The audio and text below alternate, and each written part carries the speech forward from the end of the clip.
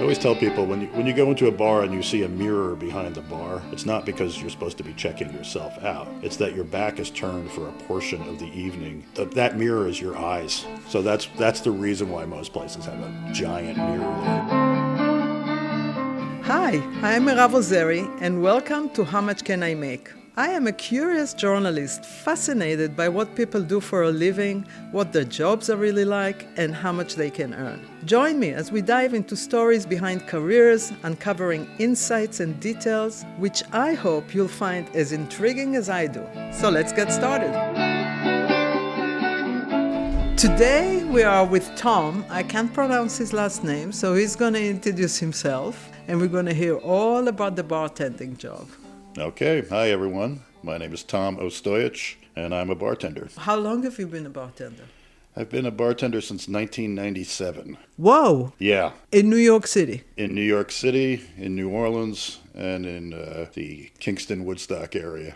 How did you get into it? I came into it completely haphazardly. I hung out at a bar in the East Village. Drinking? Yep, and I was in graduate school in a PhD program that was kind of going nowhere for me. And I was sort of scrapping around looking for work. What area was it? In literature. Oh, wow. Okay. Yeah. The quickest way to kill something that you love is to study it at a granular level, maybe. At least for me, that was too much. Uh-huh. I hung out at a bar that was run by Ukrainians. Where, in the East Village? East Village? And it was sort of infamous or famous for being sort of a real kind of old school dive bar.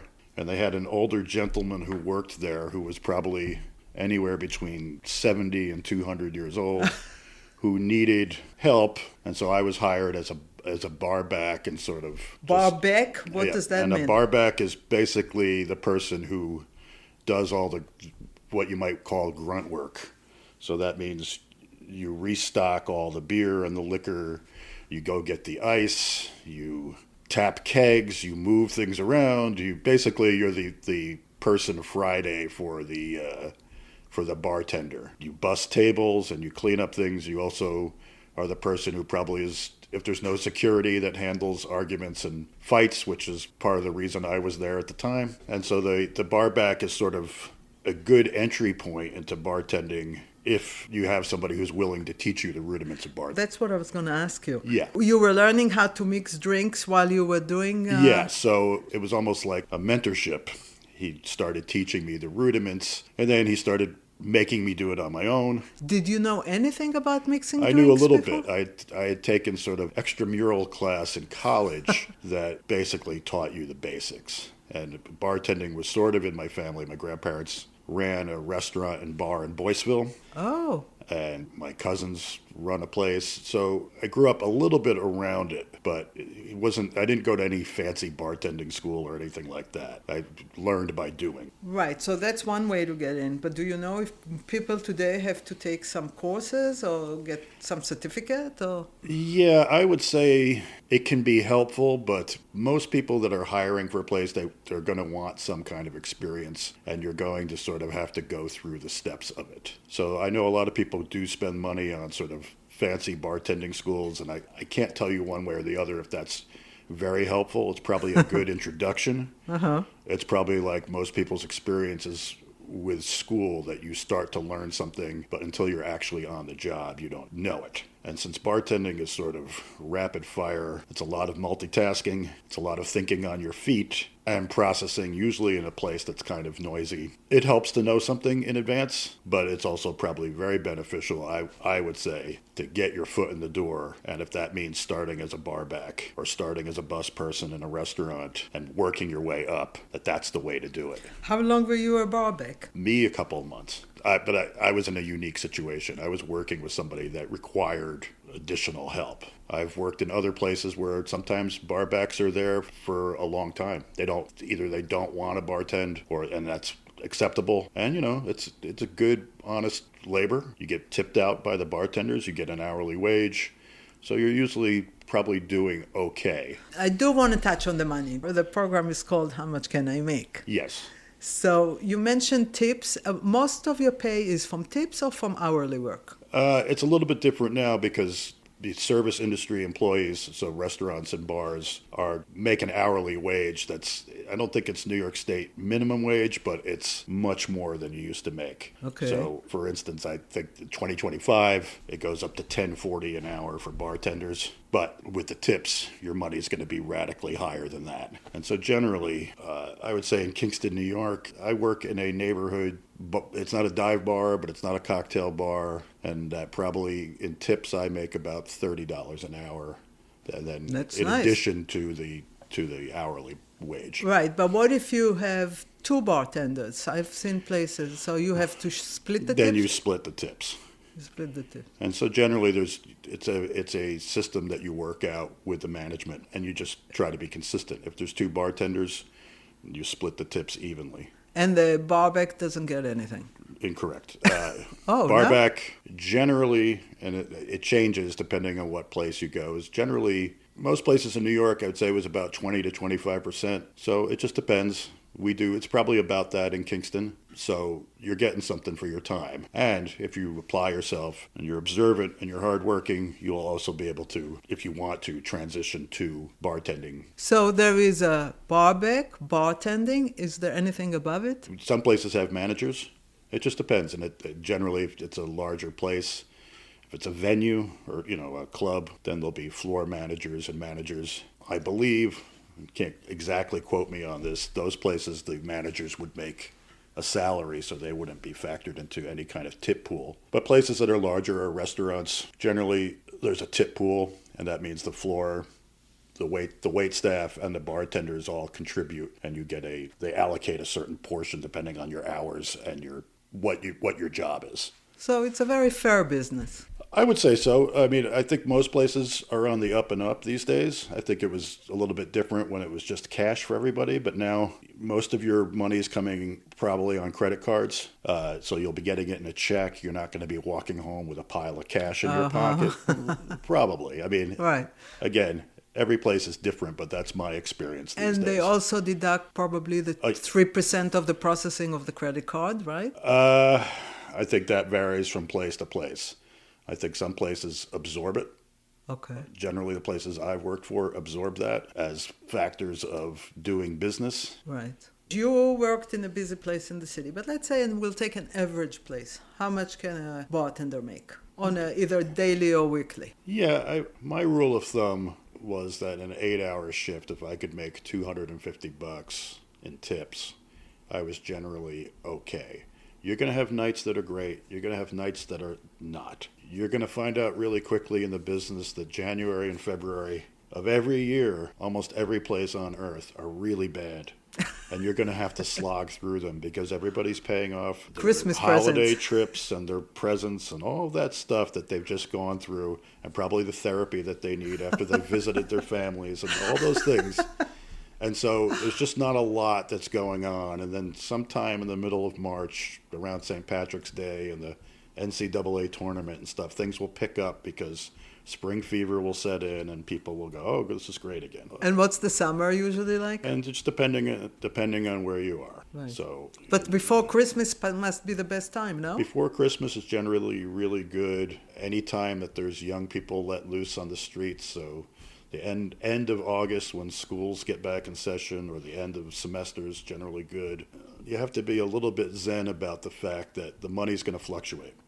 I've done times where I've worked 40 hours a week. I've done times where I owned a place, I worked 80 hours a week. As I've gotten older, I do a little bit less. But, for over 20 years in New York City, I lived comfortably. Generally, if I could pay my rent in 1 week of work, I was happy. Right. So at what point did you realize I want to be a bartender? Well, I was young, and as I said, I had been scrapping, looking for work in different areas, and I wasn't somebody that really wanted a 9-to-5 existence. So for me, it was sort of hand in glove. I enjoyed it. As a young person in New York City, I got a really cool experience because I was just in a community very quickly, and you get to know people, and it's all neighborhoods. It's a lot of connection because you're not inviting people over to your house the way you would in other places because you probably live in a small apartment. Coffee shops and cafes and bars become your de facto living rooms. it's a really great way to just meet people and be around sort of an excitement. And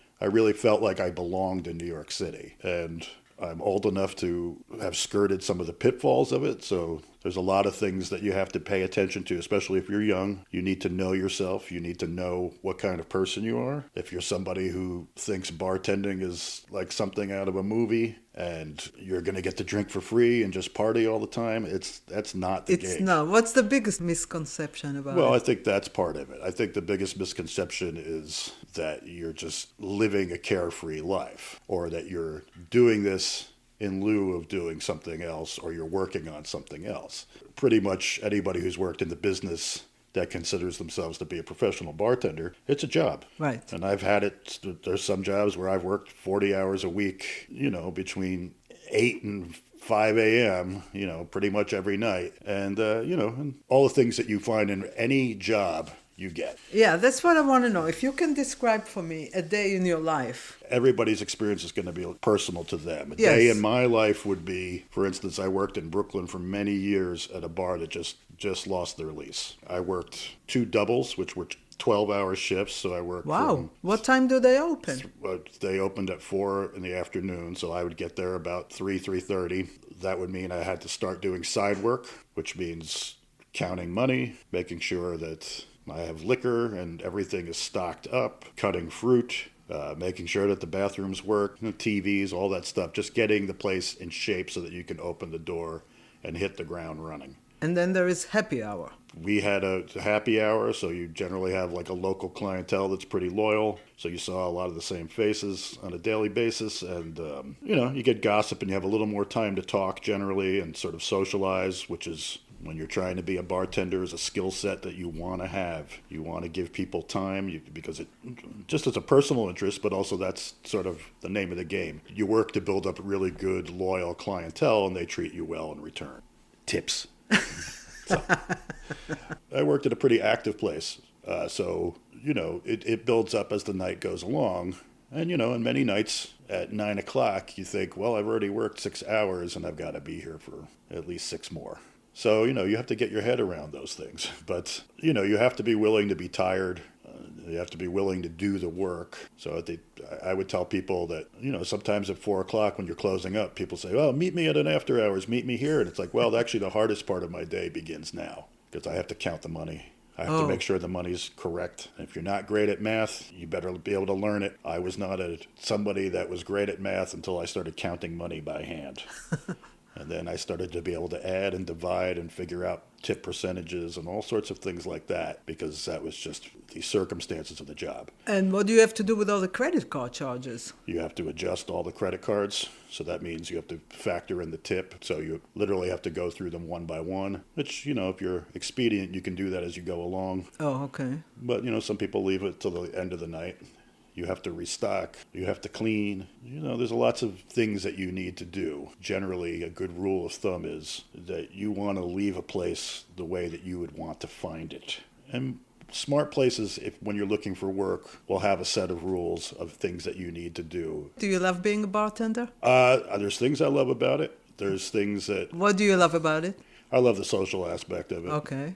Some people get really involved in being great cocktailians and able to make, a huge range of beautiful drinks. That's less my thing. I'm much more creating a vibe, interacting with people. And, that's another part of it too, is if you're working in a venue, you're working in a club that's doing comedy or DJs or music, you're not going to have that much social interaction with your customers. It's going to be people walking up to you in the dark, asking for a beer and then going back to their seats or going back to the dance floor. So that might not be as satisfying for some like me. That's less satisfying. You might work in a restaurant that has a service bar where you're making drinks for customers that you only see as they walk through the restaurant and you have no interaction with them. That may be less satisfying to you. I found that neighborhood bars, dive bars, even sports bars, that was satisfying to me because I combined the social aspect of it. Does it happen to you that somebody comes and asks for a cocktail or a drink that you do not know how to make? All the time. So you just ask them, or no? You get on just Google? Depends. No, I mean it really depends. It depends on how much time you have, and if you're in a busy bar, the concept of like a canon of cocktails from my perspective, is a little more diffuse now because so many places make their own house drinks. And so people may have gone to a place and learned the name of a drink that is particular to that place. Right. And they would come into another place and say, oh, I want an Ambassador's Morning Lift. If it's quiet and you have a little time, you might want to learn how to make it, or you might want to file it away so that you can make it the next time that person shows up. But if you're in a busy place, you got to work with the customer to have a plan B. Right. And here's a little trade secret. Plan B is almost always a vodka soda. It's shocking how many people will want some very particular drink, and then when you say, well, I can't do that, they say, oh, I'll just take a vodka soda. I know that there's a huge trend now for mocktails. Yes. Do you do that? I mean, this is the latest thing, correct? It is. And, things are cyclical and there's fads. And I think in the bar business, you see things and they just become trends. And Can you think of a trend that was before that? well, yeah, I mean, the craft beer was like a huge trend. So at one point, it just was no longer acceptable to have Budweiser and Heineken. And people became smart about beer and learned a lot about beer, and they wanted you to know about it. Then you will go through, there'll just be liquors that get hot for whatever reason because George Clooney suddenly develops a tequila line that's, way overpriced, but suddenly everybody wants to drink that. So, things go in and out of fashion. And I lived through the Sex and the City craze, so what Cosmo suddenly became a thing. We went from making 2 a year to making 50 a day. Wow. How many drinks a day you think you serve? You figure you're making a couple hundred drinks a day. Wow. And then, really busy, like the place in Brooklyn that I worked in, there were times when we were slammed where you were making 100 drinks an hour. Wow. An hour? Yeah. Yo. I mean, I'm not saying for 10 hours straight. Right. But you were doing it for a few, like your peak point, say between 9 and 11 on a Saturday night, where just droves of people would show up. There's a certain point where your muscle memory becomes so strong that you can reach behind you and grab a bottle and kind of know that you've picked the right bottle without looking. Uh-huh. You mentioned yelling, and I wanted to ask you, how do you deal with a difficult or drunk client? All sorts of ways. And again, it sort of depends on what type of establishment that you work. And certainly I've seen every aspect of it, from having to get people out of the bar. I've been punched, spit at, threatened with all sorts of delightful things. Or if you're in a place that's able to afford security, you just don't even get involved. You just let security know. Not everybody handles their liquor the same way, or some people are just really demanding. Some people are just hostile. They may not even be aware that they're being that. So I try to be a little bit diplomatic about it. Are you responsible if somebody gets very drunk? Oh, yeah, you're responsible. You're responsible. You're not responsible to let them go home and drive, right? Yeah, if they go out and drive, that's something you have to consider. That's something that generally doesn't factor into the equation if you're working in an urban area where you have public transportation. But yeah, the bartender and the establishment is liable for over-serving somebody, and if they get into an accident, you're on the hook for it. So you have to be aware of it, So you have to check the age of a person if you see something, absolutely, somebody, and you check, you ask for an ID. Yeah, and just for younger people to understand this, it has to be a physical ID. It can't be on your phone. We're supposed to ID anybody 40 and under that looks 40 and under. 40 and under? And when you say to a bartender, hey, man, you give a bartender I promise I'm 21. You're just wasting somebody else's time. We're doing something that's a requirement of the law and ensures the ability of that place to stay open. Every bartender generally works for somebody else who expects those things to be done. Absolutely. Yeah. Well said, yeah. Now, you said that you socialize, and that's your favorite part in being in the bar. Do you socialize still outside the work? Well, yeah. I mean, I'm a functioning adult. I would say you're probably not going to be with somebody. Your partner is probably not going to be somebody who's in the bar business. They may have a 9 to 5. So you have to find some kind of equilibrium that satisfies your ability to work, but also satisfies the personal things you need out of life. Would you say the hardest part is the hours that you have to? Yeah, I think the hardest part is there are many days where you don't get enough sleep and you have to go into work. And I think it's really important to be able to leave your own stuff at the door. Do you have any kind of a story that really stuck with you? I have a lot of them.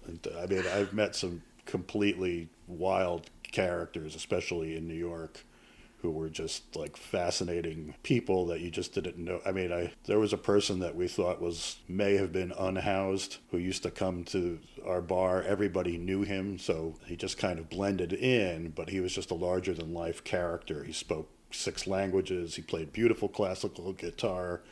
And we just became friends over the years. So he was probably 70 when I was probably 30. Wow. But he would call me up and say, "Hey, Chief, let me ask you a question. You ever hear, Louis Gottschalk? I want to play this piece of music for you." And he would just talk a mile a minute. And we just became dear friends over the years.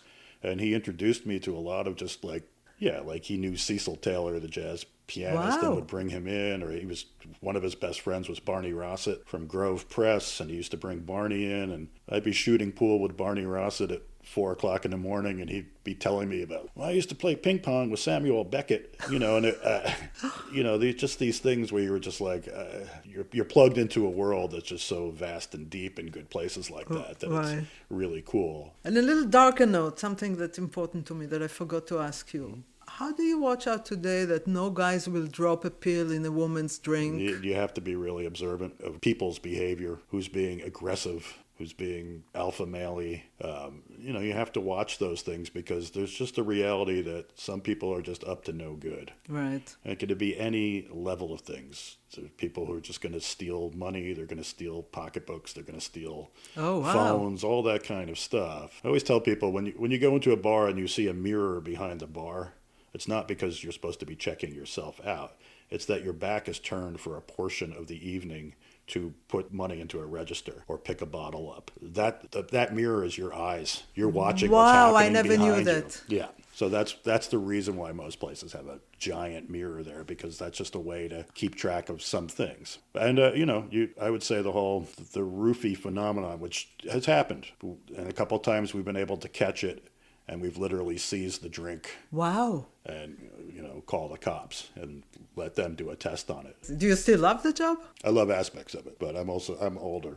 At a certain point, 50-year-old knees and right. You're on your feet all day. Yeah, bag, and you're just that kind of stuff, and tinnitus, and I've worked in loud places my whole life. I don't want to overstate it, but there's sort of like a low-grade PTSD that you go through. So, do you see a future where robots will make drinks? Geez, I hope not. But it's possible, right? Something tells me that there's a sort of the personal touch in bartending is going to be one of the last things that AI is not able to accurately deal with, But we'll see what happens. Thank you so much for doing it. I really appreciate it. Okay, well, I hope it is all good. Can't wait for people to hear it. Okay, that's a wrap for today. If you have a comment or question or would like us to cover a certain job, please let us know. Visit our website at howmuchcanimake.info. We would love to hear from you. And on your way out, don't forget to subscribe and share this episode with anyone who is curious about their next job. See you next time.